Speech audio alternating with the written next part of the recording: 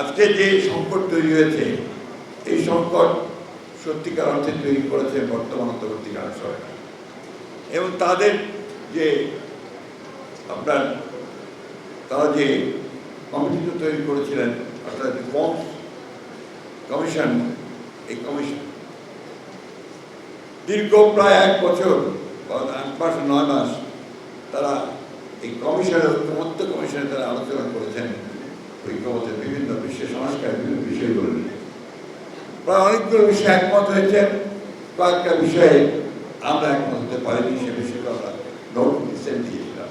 অর্থাৎ আমাদের মতভেদ থাকলেও আমরা মূল যে সনদ সেই সনদে আমরা স্বাক্ষর করেছি, এটাই নিয়ম এবং এটাই আপনার নিয়ম যে আমরা যারা ইলেকশনে যাবো ম্যানিফেস্টোতে এই বিষয়গুলো থাকবে।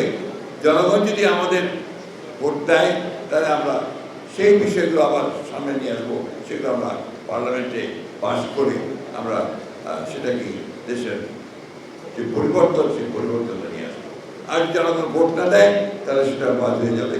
আবার সেটা যখন সাবমিট করা হলো, বৃষ্টি হচ্ছিল, মনে আছে আমার সনদ স্বাক্ষর 17 তারিখে, সেই দিন বৃষ্টি হচ্ছিল, তার আগে আবার গোলযোগ হয়ে গিয়েছে, সব কিছু লন্ডভন্ড হয়ে গিয়েছিল। সেটাকে আবার ঠিকঠাক করে আমরা সমস্ত রাজনৈতিক দলগুলো যখন একমত হয়ে সেখানে স্বাক্ষর করলাম, বৃষ্টির মধ্যে ছাতা পড়ছিল, ছাতা ধরে দেখা গেল যখন এটা ওনারা উপস্থাপন করলেন অন্তর্বর্তীকালীন সরকারের প্রধান উপদেষ্টার কাছে, সেটা অনেক পার্থক্য। বিশেষ করে আমরা যে নোটিফিকেশনগুলো দিয়েছিলাম সেগুলো উল্লেখ করা হয়। সেই জন্য আমরা বলেছি যে it's a breach of trust, এটা হচ্ছে একটা আস্থা যে আমরা রেখেছিলাম, সেই আস্থাটা বিশ্বাসযোগ্যতা এখানে বিশ্বাসঘাতকতা করেছেন, জনগণের সঙ্গে প্রচারণা করেছেন, যেটা আমরা তাদের কাছ থেকে আশা করি। তো আমরা কোনো বিক্রি করিনি, আমরা কোনো বিভ্রান্ত করিনি। বিভ্রান্ত বিভ্রান্ত যে আসে এই ঐক্যমত্য কমিশনের যারা দায়িত্বে আছেন তাদের কাছ থেকে। সুতরাং এ ব্যাপারে আমাদের বক্তব্য পরিষ্কার যে আমরা অবশ্যই যে সংস্কারগুলো আমরা একমত হয়েছি সেই সংস্কারগুলো অবশ্যই আমরা একমত হব আছি।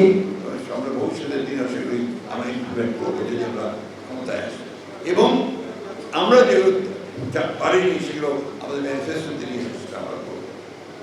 আমি খুব পরিষ্কারভাবে বলতে চাই আমরা নির্বাচন করতে চাই এবং আমরা 2026 সালের যে ফেব্রুয়ারি মাসে অন্তর্বর্তীকালীন সরকারের প্রধান উপদেষ্টা যে ঘোষণা দিয়েছেন সেই ঘোষণার সঙ্গে একমত হয়ে আমরা নির্বাচন চাই। কিন্তু সেই নির্বাচনকে আজকে আপনার বাচ্চার করার জন্য, সেই নির্বাচনকে বিলম্বিত করবার জন্য একটা মহল উঠে পড়ে গিয়েছে, বিভিন্নভাবে বিভিন্ন কথাবার্তা বলে জনগণকে বিভ্রান্ত করার চেষ্টা করছে। কিন্তু আমরা খুব পরিষ্কার করে বলতে চাই, গণভোট নির্বাচনের আগে করার কোনো সুযোগ এখন